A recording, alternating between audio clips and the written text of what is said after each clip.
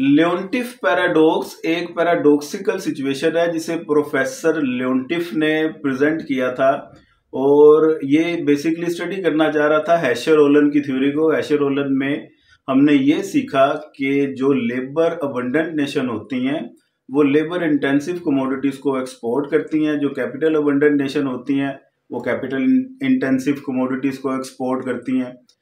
और जो developed nation है वो आमतौर पे कैपिटल अबंडेंट होता है, जो डेवलपिंग नेशन है वो लेबर अबंडेंट होते हैं। तो इसने दो नेशंस का डाटा लिया, एक जापान और एक अमेरिका।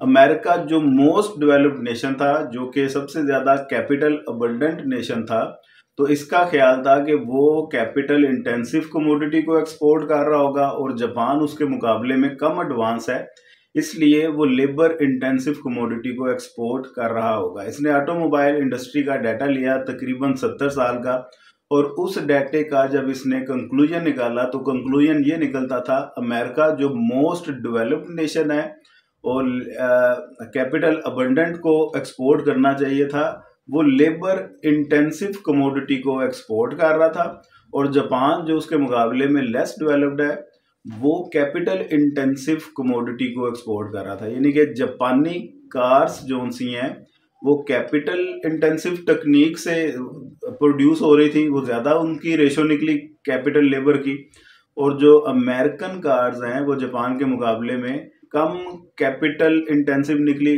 मीन टू से वो लेबर इंटेंसिव को एक्सपोर्ट कर रहा था। तो this is called Leontief paradox.